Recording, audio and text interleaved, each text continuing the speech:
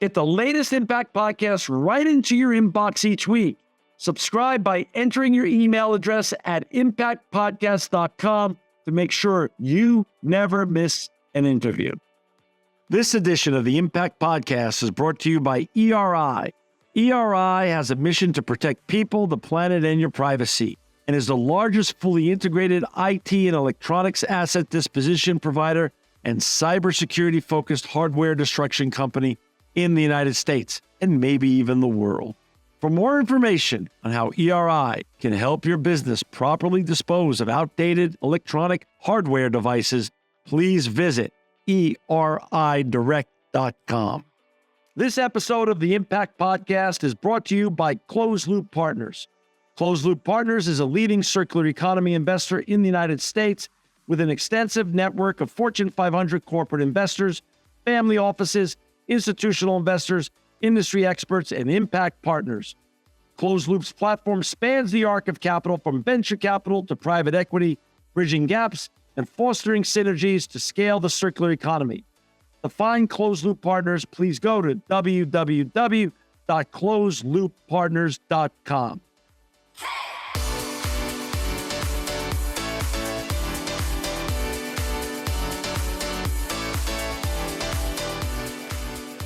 Welcome to another edition of the Impact Podcast. I'm John Shigarian, and I'm so honored to have with us today Deanna Bratter. She's the Chief Sustainability and Compliance Officer for Crocs. Welcome, Deanna, to the Impact Podcast. It's lovely to be here. Thanks for having me. Well, since it's your first time here, before we get talking about all the important and great work you and your colleagues are doing at Crocs in sustainability, I want to hear a little bit about you. Where'd you grow up? And how did you get on this fascinating and actually very important journey that you're on in sustainability? Well, I'd love to share. I am from South Florida originally, but I have been out in beautiful, sunny Colorado for nearly 25 years. How I got on this journey is really one of following interest and following my heart, honestly. I went to college not with a plan. I took classes in what interested me, followed my passions around, ended up with a few, I won't say irrelevant degrees, but very creative degrees, religious studies, environmental archaeology, museum studies, because I was really interested around that connection of culture and people and planet and places. And I graduated school still not knowing what I wanted to do. Moved out to Colorado, specifically to Boulder, which was really the hub of the natural products industry, and really saw a lot of connections, a lot of mentors and speakers talking about the intersection of food, organic food systems, sustainable food systems, and the planet. And that was really my entry point into corporate sustainability, of hearing brands and how they think about people, planet, environment. And it caught my eye. So I started engaging with the local community. I should say I worked at a health food store in college. I was pretty connected to the food space. And so coming out to Boulder, home of so many of these brands, I was looking to get a foot in the door. And so my first job was with Silk Soy Milk, when it was called Silk Soy Milk, as a standalone brand back in early 2005. Under a very mission and purpose-led founder, Steve Demos, who had this concept of responsible livelihood built off this Buddhist sense of right livelihood, that we should be fulfilled by the work we do and we should contribute to the world through the work that we do. And so I joined that company in customer service at a, $15, $12 an hour customer service job. And started in customer service, did some work in transportation and logistics. And as I learned more about the business, more about production, I started to say, all right, what are we doing about recycling? What is our package recyclable? How are we engaging with our local community? And every time there was an opportunity to sort of raise my hand and say, I'll volunteer for this, I'll work with the local organic growing group and help young kids learn about farming, I would teach myself, and then I would be that person. So when the time came to formalize more of those programs at the company, there I was. So I joke that I think my first 6 jobs I had following that entry-level customer service job were ones that I pitched, put forward, created a title for, and helped make the business case for. And really incredible that they gave me that opportunity, a lot of mentors and incredible leaders. And soon after I joined Silk, and the idea of sort of the opportunity of plant-based will be part of the future of sustainability. We became part of Horizon Organic Dairy. We were bought by Dean Foods, the largest conventional dairy processor. And so it was very much a journey of thinking of sustainability very narrowly through maybe these organic plant-based products, and then broadening it to understand the role that business plays, the decisions that any business can make, and the impact it has on sustainability. So my career really evolved from there. I think I was responsible livelihood manager, kind of moved up through, and then White Way Foods, which was all of these brands. I think there was 16 brands at the time, was purchased by Danone, $26 billion French yogurt and bottled water company. And I continued to lead in sustainability, influence strategy, and really think through this idea of sustainable development, that intersection between corporate, product, people, environment, and how to bring it all together. And from there, about 4 years ago, joined Crocs. So took a big leap from food systems into fashion and apparel.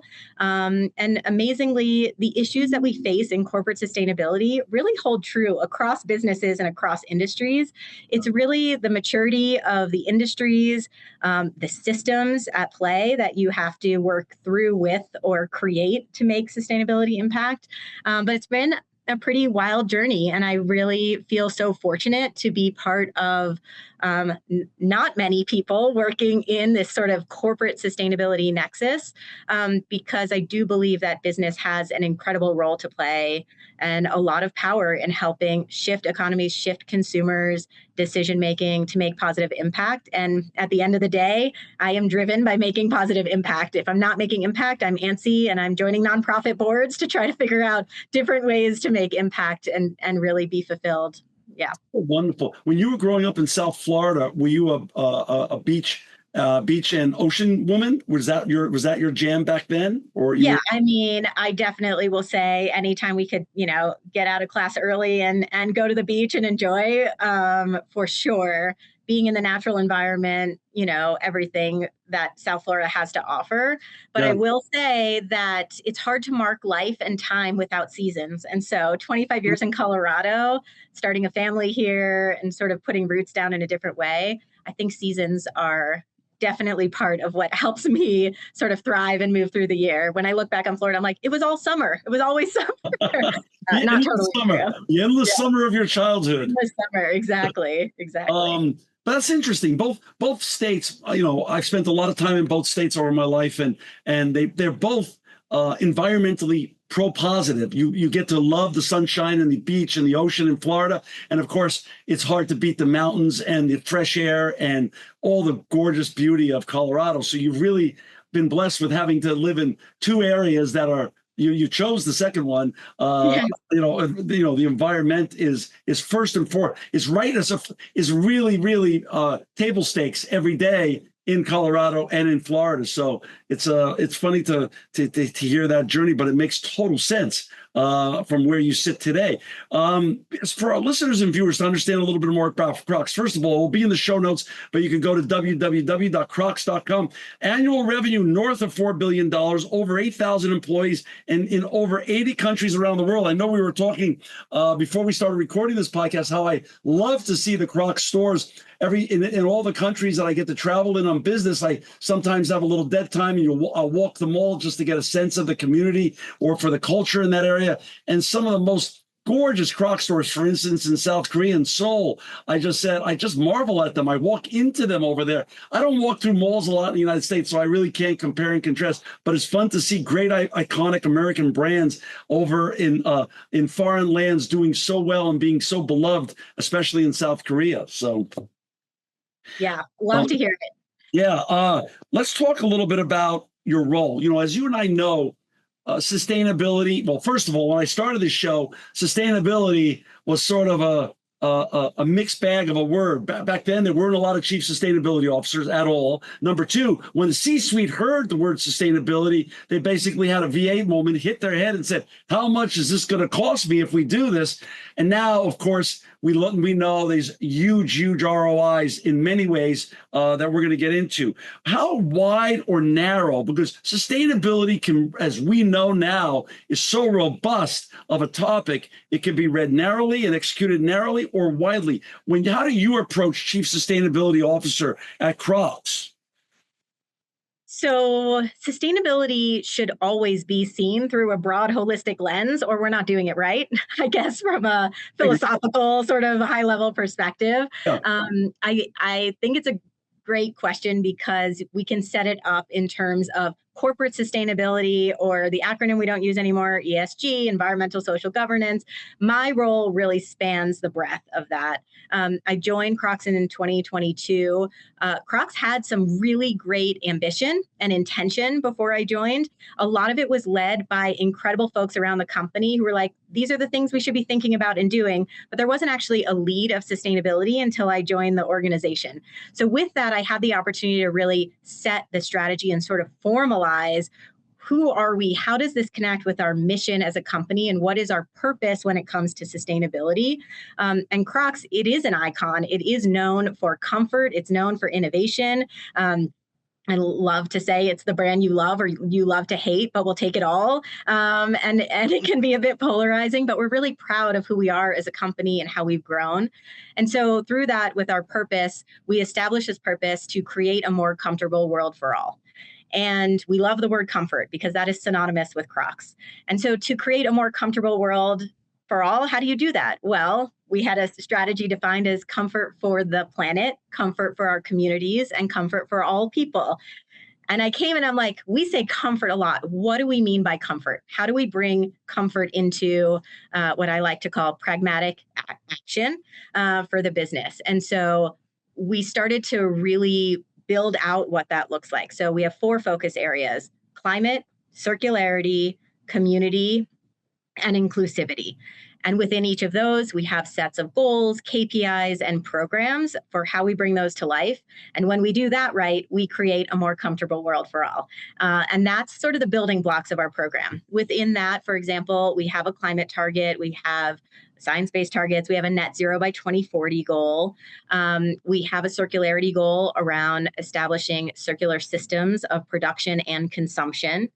And then we really focus on community engagement and narrowing in on how we support people. Shoes are a vital need. And also there's a lot of great organizations doing a lot of great work. So we want to support them in doing that work. So we have a program called Step Up to Greatness, which is helping young people unlock skills that they need for this rapidly, radically changing world, and how we can be part of that. And it all sort of feeds back into who we are as a brand. We invite people to be their unique selves, to express themselves through fashion and footwear. And we want our purpose to be connected with who we are as a brand.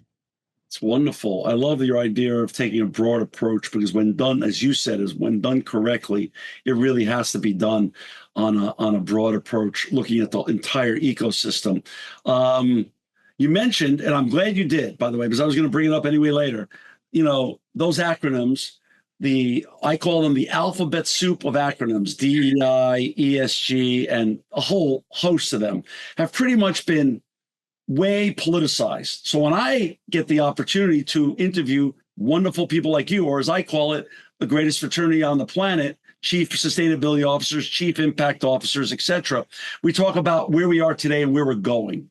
Let's talk about some of the words that really matter. You brought up one of them, circularity. I also want to bring up, with regards to sustainability, materiality, and then also resilience. We're going to get into circularity in a second. Talk a little bit about the importance of materiality and talk a little bit about the outcome, besides an ROI outcome for companies that do sustainability right, a real numbers ROI. One of the great ROIs that doesn't get talked about enough is resilience. Talk a little bit about materiality, though, and how you approach sustainability at Crocs with regards to materiality of missions, which you said is create a more comfortable world for all. Yeah, sure. I think alphabet soup is very true and persistent in this field. And also, we get caught up in the words when we're all speaking the same language, which is positive impact. That's right. Balancing, striving for positive impact, innovating, creating toward positive impact. So I tend to use some of the words interchangeably. I also think we have this really big, important focus on materiality, and materiality is just another way of saying what matters most to your business. And it shouldn't be, we're a shoe company, so we really care about disaster relief. It needs to be integrated into your business. We are not a nonprofit.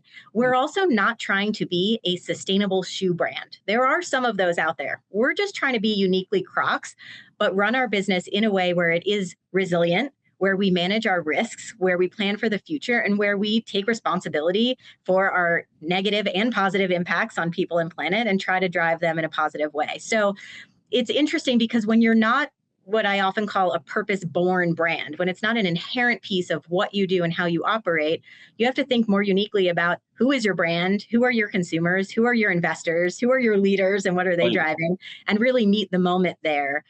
If we go too far, too fast, we become something we're not, like a sustainable footwear company, instead of uniquely Crocs doing the right thing. So that's really our goal. And that resilience piece is very much tied to risk. And business understands risk. Business understands risk and safety and these fundamentals, where sustainability still feels like either a bolt-on or an add-on or an option. And it's not. And so the more that we can think about sustainability and connect, ROI isn't just financial numbers. It is risk avoidance. It is opportunity building. It is building resilience into your business for the long term.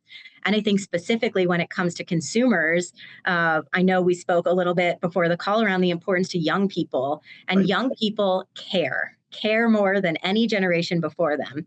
And it is true that right now, the data shows us that they care more.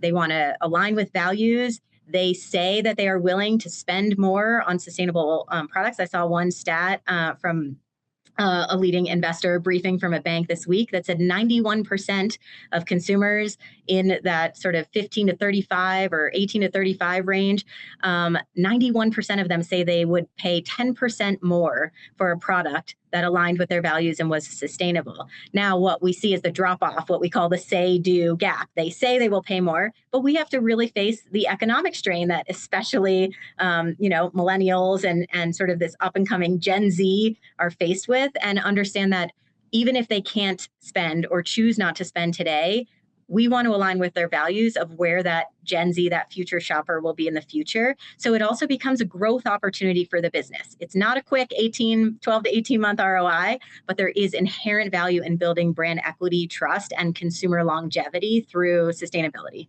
And forget the pricing being even higher. All things being equal, they just want a great corporate citizen that they could get behind, as you said, with aligned values. And then they're happy to vote with their pocketbook just on that. The fact that you're a great and responsible corporate citizen doesn't have to be a sustainability brand, like you said. Great, responsible corporate citizen equals them voting with their pocketbooks for your brand. Indeed. And I should say that my dream as a consumer and a sustainability professional is that the sustainable option is the more affordable option instead of the more expensive option, because that's the only way that we're going to tip the scales where we can actually start making the impacts to the environment. So the goal isn't to charge more, but it does. People vote with their dollars. And when they're telling you they're willing to vote, whether they are or they aren't, it's a signal that that values alignment and care is really there. That's right. I love it. With regards to the word circularity, let's use that as a springboard to talk about your expanding Take Back program and what you're learning from that Take Back program with regards to circularity and the materiality to the Crocs core mission. Great. Okay. So helpful to start with a little context, but it's pretty intense. So when we look at consumer goods and footwear specifically, it's estimated that globally, there are about 20 billion pairs of shoes produced each year.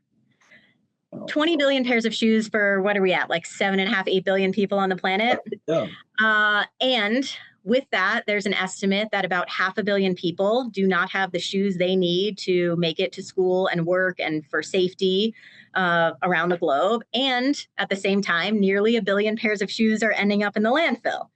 Wow. So when we think about circularity, we're not just thinking about the 100 million plus pairs of shoes a year that Crocs creates and sells. We're thinking about the system, the footwear system that we operate within, and our responsibility to consider what happens to our shoes at the end of use.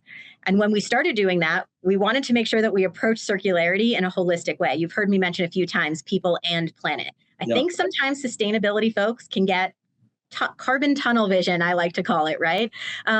We can get really fixated on one thing, and that holistic nature and that broad view of sustainability, I think, helps us create a really strong, solid program. So when it comes to circularity, we're thinking about addressing both social and environmental challenges of the fashion and footwear industry. And we're also taking an integrated approach to this circular systems of production and consumption. That's sort of what our framing is, and how we want to address the systems at hand, not just what happens to our shoe, but be part of a broader solution. Because we can do really good work at Crocs, but then we're only solving a small percentage of the program. So how can Crocs continue to be the innovator and an ambassador for circularity in a way that's really meaningful to the industry? So we focus on 3 principles. It's about designing your products around end of life, but also using better materials at the design phase of your product. And then it's about keeping your shoes in use as shoes as long as possible. The best thing you can do from a sustainability perspective, if you buy the thing, is to use the thing for a really long time. And then the third thing is, when it's reached its end of use, how do we give it a next life? And so we take those 3 ideas, materials in being the first one, and thinking about thoughtful design. So about 2/3 of our scope 3 emissions are related to our goods and services of our product, which means our materials, production, and transportation. So when we think about the materials we use normally, how do we make that better? So we introduced in 2021 what we call bio-based material. Bio-based means made from plants. It's actually biocircular, which means it's not just made from plants, it's made from plants or plant-based byproducts. So plants that have already been used. The best, easiest example of that is cooking oil. It comes from a plant, canola, corn, whatever it's from. It's used as cooking oil, and then it becomes a waste stream. So we can capture that cooking oil and use it as an alternative to a non-renewable fossil-based oil. So it becomes a renewable resource. So as of 2025, 25% of our classic clogs, our icon that you mentioned, you know it when you see it, is made of plant-based material. And so that's a way where we're innovating. It has a direct correlation to carbon reduction, and it helps us have better materials in the long run and continue from an innovation perspective. It's a really great innovation. And importantly, same comfort. You don't notice any different because it's an oil or an oil. It's just the source of the oil that's different. So that's really cool. Then the last 2 principles. How do we keep shoes on feet as long as possible? And then what do we do if they're unwearable and used? So we address both of those through our Take Back program, which we call Old Crocs, New Life. In 2024, we launched a pilot in 45 stores in the US, and then quickly took a bunch of learnings from that and expanded to about 180 stores across the continental US and Canada. We also have a mail-in option. And basically, the program hinges on, we will take your Crocs back in any condition, from gently worn to well-loved. And then we take them back and we sort them. And if they are gently used, say your too fast-growing kid outgrew their shoes, but they still have life left, we give those to a nonprofit organization called Souls for Souls. They're really incredible. They're an international nonprofit organization, and they work with partners around the world to create local economic benefit in communities through entrepreneurship and employment. So they're providing the shoes, they're creating social entrepreneurship programs, and those shoes are getting another life as shoes, and we're keeping them in play. Often going to communities where we don't sell shoes already, which is a bonus for the company.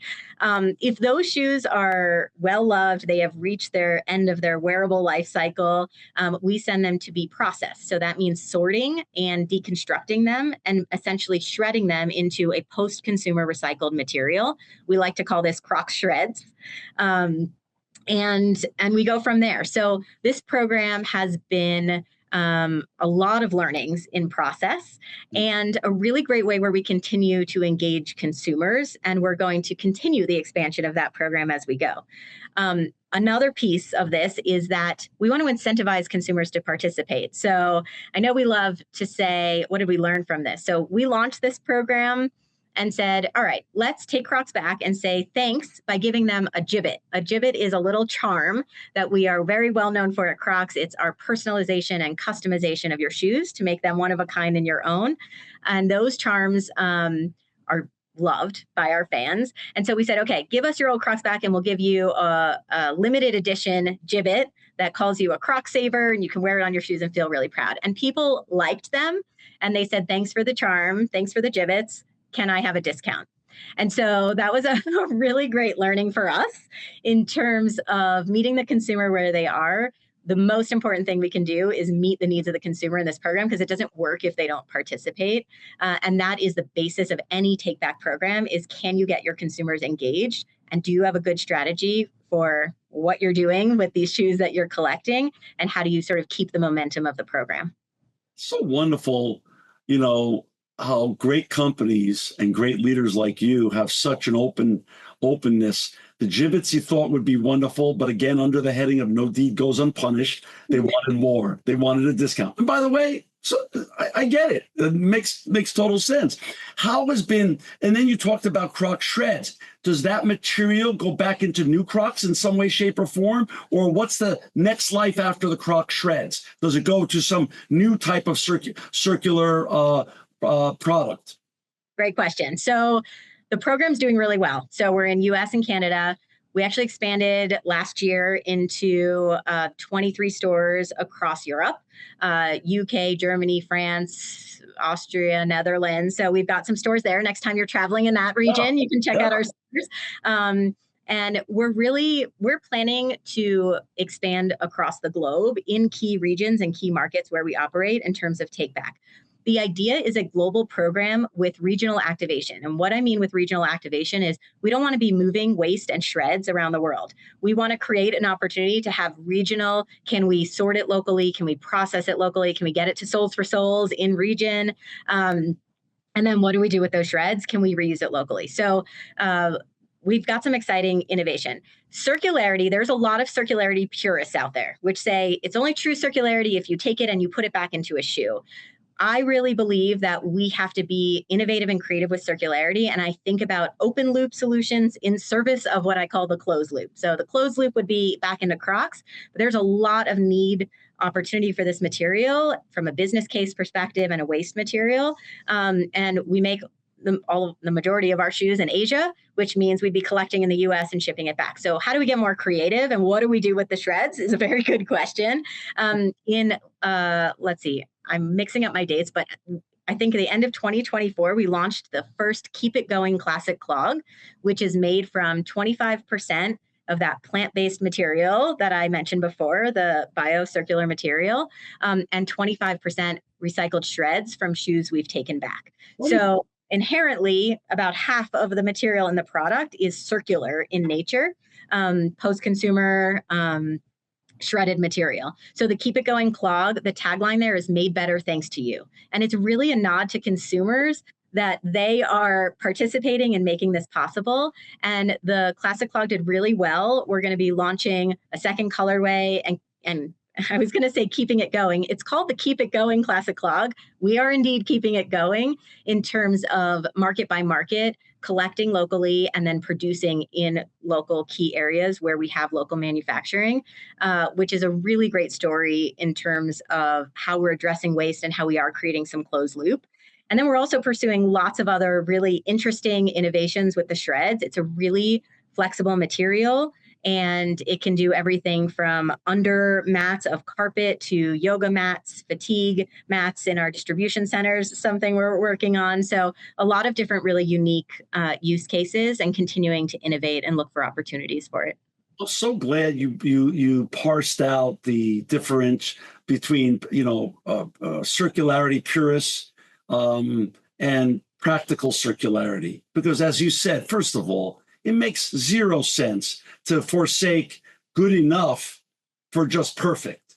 And so the fact that all the shred doesn't go back into shoes per se is no difference. If it goes into new products and the material that becomes Croc shreds in any other country, including the United States, doesn't go back into Crocs, but goes into the circular economy, that's wonderful. That's a practical, huge win. Plus, I also love what you said in terms of you're doing business in over 80 countries around the world. It makes zero sense to take that Croc shreds and then ship it across oceans and create all sorts of new carbon footprints when it should be recycled and put back into the circular economy in that region of use. That makes so much sense. That's just great leadership as far as I'm concerned, and great corporate citizenship on every level. So hats off to you, and I applaud what you're doing. That's just real common sense. But I've seen things go the other way, where they say if it's not shoe to shoe, or if it's not, for me, I produce about 1 million pounds of shred every day from your old electronics. The fact that it doesn't go back into all new electronics, some of it does, but not all of it. But how about if it goes into new office buildings and new airplanes, and it goes back into the circular economy, and that's all that matters. That's really what matters. So to me, I love what you're doing, and I really believe in it. And it takes a village. It takes our distribution and logistics teams. It takes our DC teams. It takes so many different people, materials innovation, to really put everyone together to figure out what these solutions can look like. But that's also what makes it exciting and interesting. Is this is uncharted territory for everyone, and we're really good at making shoes. So how can we be really good at making more sustainable shoe systems as we go? Well, also, as you said, what you create the master paradigm, as you've laid out already, in terms of your old Crocs New Life program, which I love. But just because it's a wonderful paradigm doesn't mean it's going to have the same partners in South Korea, in Japan, in France, and other parts in the 80 plus countries you're doing business in. If the paradigm will work, but the partners will be different, probably. Absolutely. That is correct. Makes it more complex, but it also it keeps it local, and it's a big reward. And you're never bored. You're definitely never bored.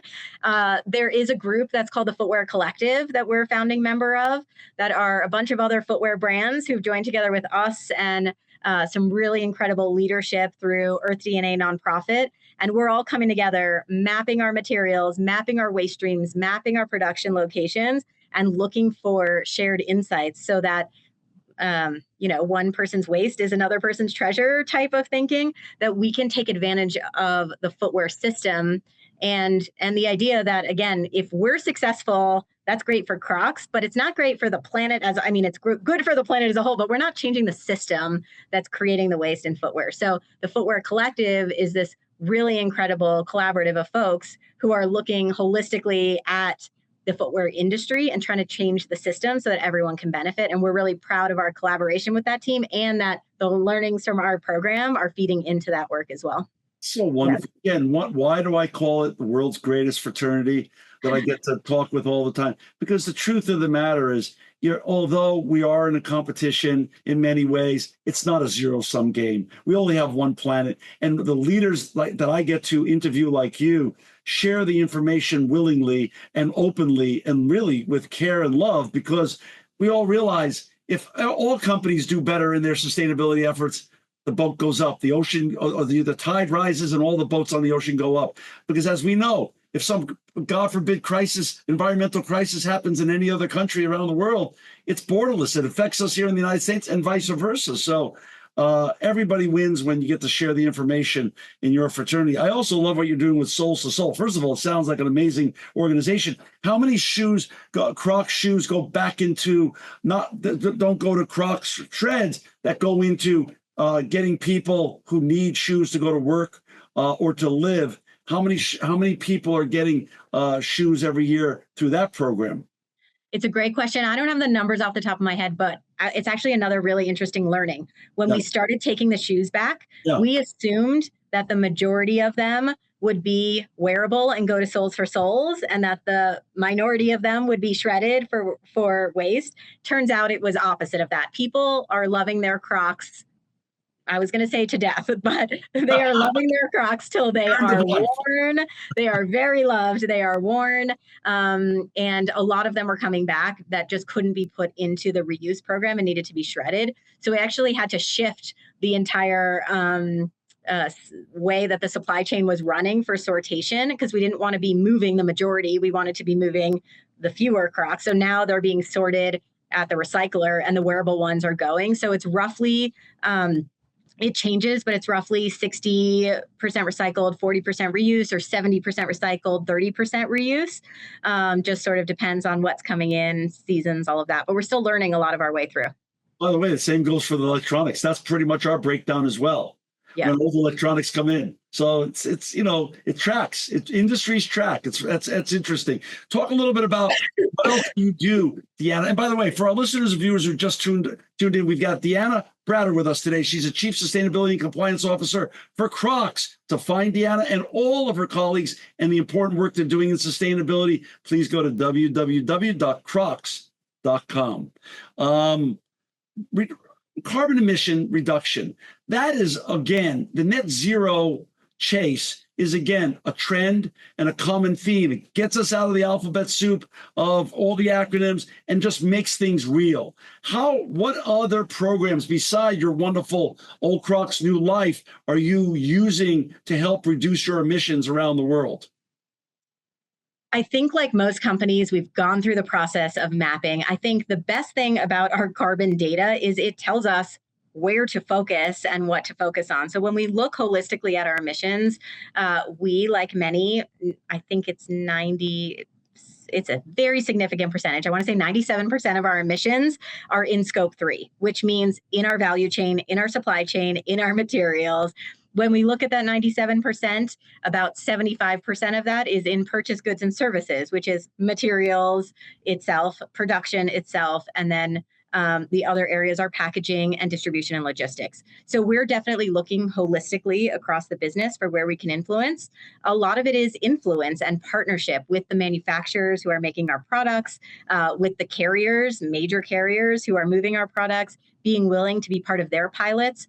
I think we've reached a bit of a tipping point in carbon accounting and carbon goal setting, where most of the big players and most of the suppliers and partners we work with have their own carbon goals. So instead of us figuring out how do we reduce carbon, many more conversations with these suppliers, distribution companies of what are you doing to reduce your emissions, and can we help be part of a pilot, help create some learnings from the program early, fast boat shipping versus slow boat shipping versus natural gas, fuels, those types of things, and really thinking more thoughtfully about how we can partner, influence, and leverage, as opposed to trying to create reduction programs within our own supply chain.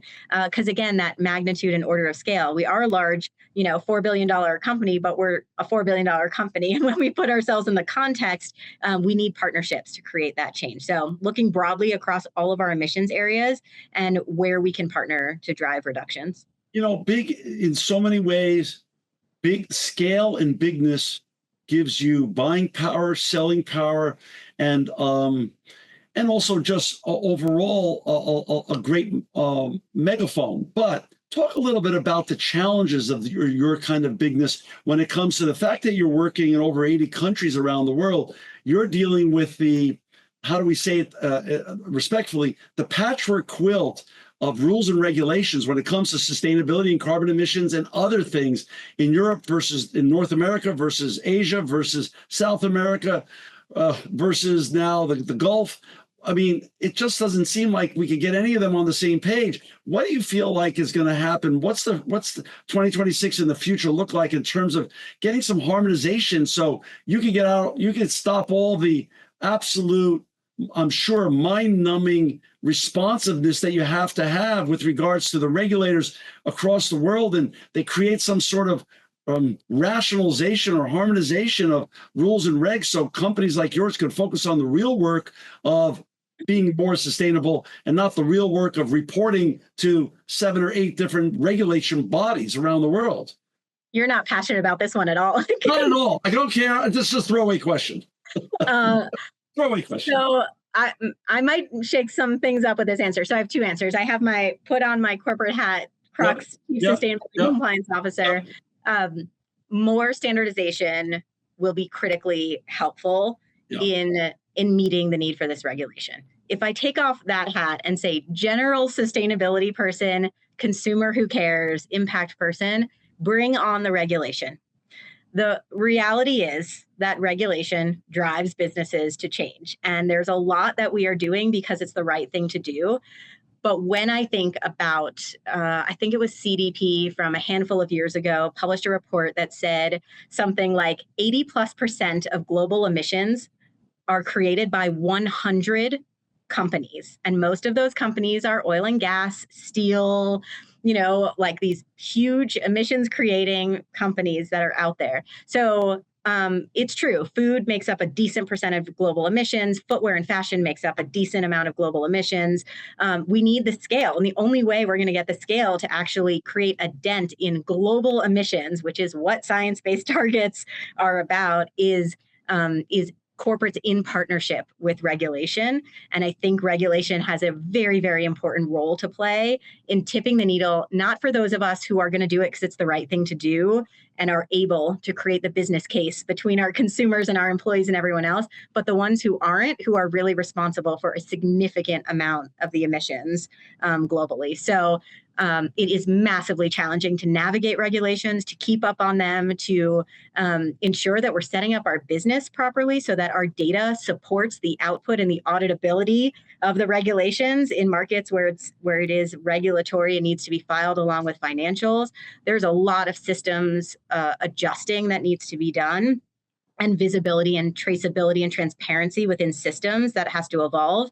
I think hopefully we're going to be able to unlock AI to support some of that. We're going to unlock our creativity to support some of that. But if I'm going to kind of pull back, regulation is a challenge, but it is one that is necessary if we're actually going to deliver the impact we need and reduce global warming parts per million we need to over this next I fully decade. agree with you. Yeah. There is a huge place in all of this for good government everywhere, but also good government means not overreach. And I agree with your analysis. Your analysis is spot on. There has to be a happy medium and things of that such. But I always feel bad for great leaders like you that are running multinational companies in sustainability, and they're just the fits and the starts, and we're going to do it, we're not going to do it.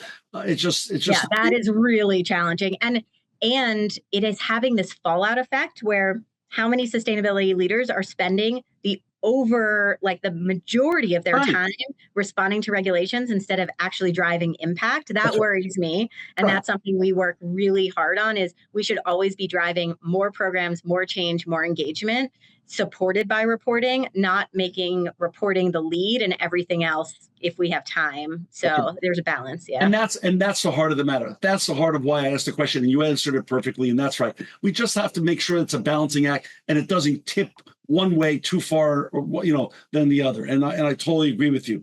Let's talk a little bit about, because sustainability, as you read it, is broad, and I love that. Social impact work. What kind of social impact work are you doing at Crocs? I heard about your Step Up to Greatness. You mentioned it earlier. Share more about Step Up to Greatness. Yeah. So social impact is such an important part. And I didn't actually touch in the intro about my job, and my title has recently changed from Chief Sustainability Officer to Chief Sustainability and Compliance Officer, which you introduced me as. Right. And I think that speaks to the changing environment for sustainability practitioners of providing even more value and tying in the business resiliency and risk avoidance or risk mitigation opportunities. And so the compliance part of my role covers social compliance, so factory audits, human rights, as well as chemicals management and restricted substances. And so really getting closer to the materials, which we're already close to from a sustainability side, but now from a chemicals management side, and then getting closer to people, which we already work closely with from a value chain and social impact side, but into our factories through partners and sort of that human rights, social compliance lens. So it's really interesting when I think more holistically about social now. It's gotten much broader in the last several months, which I think is a great evolution. And specifically to social impact, Step Up to Greatness is grounded in this idea of what is Crocs uniquely positioned to do? in line with our purpose to create a more comfortable world for all. And as we started to get into that, we started to really understand the idea that young people, we focus on ages 15 to 29, are not necessarily equipped for the world that's coming with digital oriented life, the world, diverse backgrounds. What are the 21st century skills that they really need? And is the digital connection actually creating disconnection? Do they have the powers of influence, the powers of communication, the confidence in face-to-face? And how do we help support those needs? What does success look like for young people? And it looks different for all young people. So we didn't want to say, all right, it's a college education, because that's not what the world looks like today. So Step Up to Greatness is this idea that greatness looks different from everyone. And we want to equip young people with the skills they need to build confidence, access resources, access opportunities, and be a positive force in their own communities. And that is something that Crocs is really well positioned to do. So we just really formalized this program over the last year. We set a goal to reach 3 million young people through nonprofit partners by the end of 2027. And essentially, we're doing that through key partnerships. We have a US and Canada partner of Big Brothers, Big Sisters. Of course, they are a leading mentoring organization across the US and Canada. And we're working with them, not only supporting their programs to help young people build skills, but also bringing them into our stores and connecting our employees with them. So we've had over 80 store visits and office visits with mentors and young people coming into our stores, learning about retail business, engaging with our products, getting free Crocs, and really being part of what Big Brothers Big Sisters is trying to bring to life from a mentorship perspective. And then globally, we've recently partnered with UNICEF and their Upshift program. And that's a global social innovation accelerator, equipping young people through skill building workshops, mentorship, and training. So we have a global partner, we have a North American partner, and we're really using their expertise to help unlock what Crocs is good at, reaching people, bringing joy, bringing creativity, uniqueness, and connecting them with resources in their local communities. So we're excited to see how that program continues to evolve and the results of it. When did you roll that one out? Just formalized it about a year ago. And our Big Brothers Big Sisters partnership is off to an amazing start. The UNICEF Upshift is just in the last few months. We formalized it. Where did the results of your, obviously, where do you set out your goals and then show the results? You have an annual sustainability report that lives on Crocs.com? We do. So Crocs.com, on our investor page, we call it our comfort report because that's what we do, which we love. And something that's actually unique about our report, and I hope if anyone listening goes and checks it out, it's something that you'll find, is a lot of these reports are written for external folks like investors or raters and rankers. We actually write our report with our employees as the first audience intended. We think of it more as a handbook. It's got tabs for circularity, climate, community, inclusivity, and governance. We want it to be more of a resource where they're like, what are we doing on this? Or a customer or a retailer asked me about our materials program. I don't know what materials we use. They can go in there. So writing it in a way that really speaks to our employees, because our employees are the ones making decisions every day that impact sustainability. So an engaging report, we try to set a lot of context and help people understand the why. And then that is where you will find our progress against a lot of these programs and our updates. So we'll have our next one out in first half of this year. Yeah, I talked about size and scale being a net benefit in many ways. One of the things I find it to be make more tough is communication, great and easy communication, seamless communication. What do you use as your communication tool to get, you have over 8,000 employees. How do you communicate to them to make them ambassadors for sustainability in the Crocs ecosystem? A lot of different methods, because we have a lot of different individuals, points of view around the globe, languages.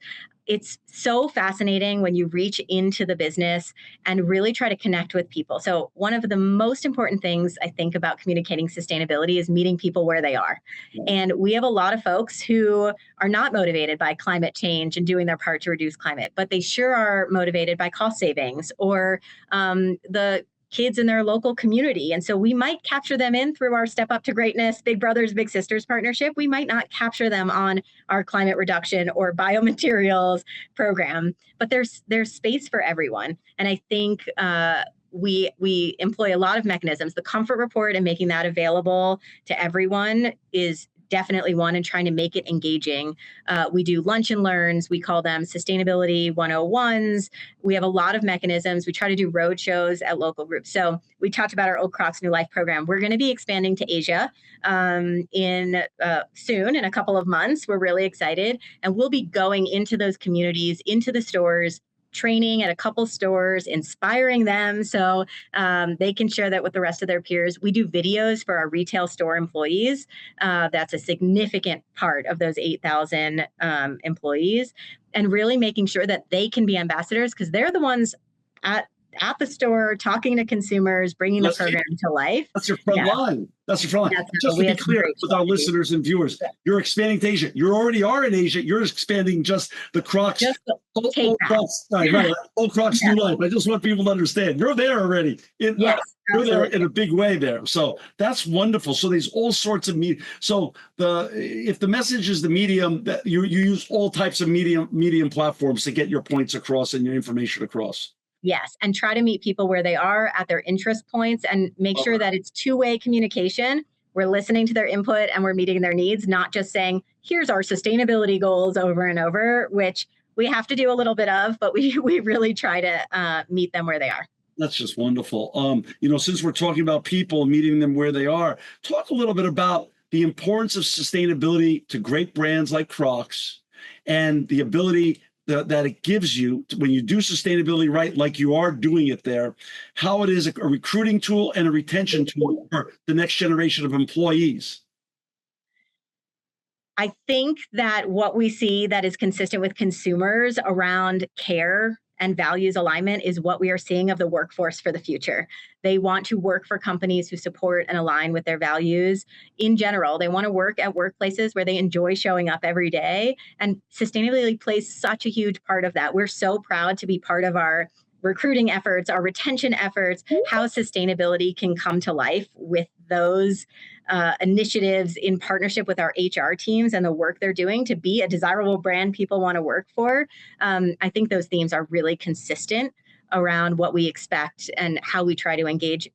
Honestly, I think it comes down to being an authentic brand and being credible. What we say is what we do, how we show up. And I think we're doing a pretty good job at that at Crocs.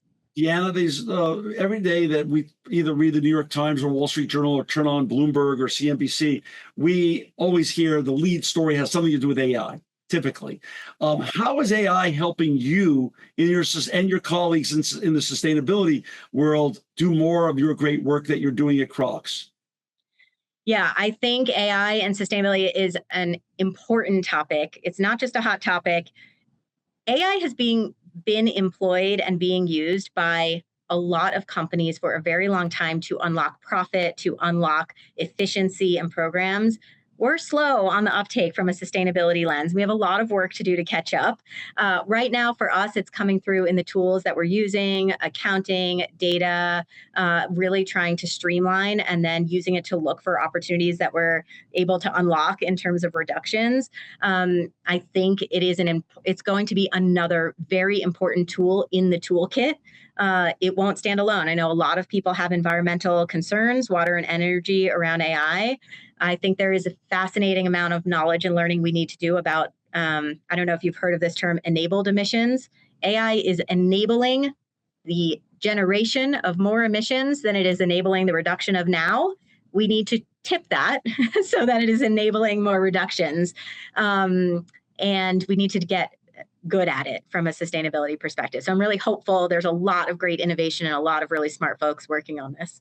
Like all new inventions, they have great things that they get to do, but there's also a dark side. And I never learned that terminology before, but thanks to you, now I know it and I'll use it. Obviously you've done so much, you and your team, in sustainability at Crocs, and it's really impressive. What's next? What are you looking forward to? What gets you out of bed in 2026? Yeah, I think having an outlook of the importance of corporate sustainability incremental progress in service of transformation. Sometimes we get ahead of ourselves and it's all about sustainability transformation. So I think holding on to incremental progress, especially today, I think we have some phenomenal programs in play. We're not looking at a lot of net new at the moment. We're looking to deepen our existing programs, expand them, grow them, continue to look for this innovation, and then amplify them, because our industry is quiet, not our industry of footwear, our industry of sustainability. We're quiet, and we've all heard greenwashing and we've all heard green hushing. And I don't know the right word for it, but I am all about green courage. We need to start getting courageous again, to be having the conversation, engaging, meeting the consumers where they are, and really figuring out how to credibly and authentically use our voice. And that's what I'm looking forward to in 2026, more of that. Deanna, thank you so much. And for our listeners and viewers, to find Deanna and all our colleagues in the sustainability field at Crocs who are really doing great work, please go to www.crocs.com. Thank you, Deanna, not only for the hour you spent with us today, but thank you and your colleagues at Crocs for making the world a more sustainable and better place. Thanks very much, John. This edition of the Impact Podcast is brought to you by Engage. Engage is a digital booking platform revolutionizing the talent booking industry. With thousands of athletes, celebrities, entrepreneurs, and business leaders, Engage is the go-to spot for booking talent, for speeches, custom experiences, live streams, and much more. For more information on Engage or to book talent today, visit letsengage.com. This edition of the Impact Podcast is brought to you by ERI. ERI has a mission to protect people, the planet, and your privacy, and is the largest fully integrated IT and electronics asset disposition provider and cybersecurity-focused hardware destruction company in the United States, and maybe even the world. For more information on how ERI can help your business properly dispose of outdated electronic hardware devices, please visit eridirect.com.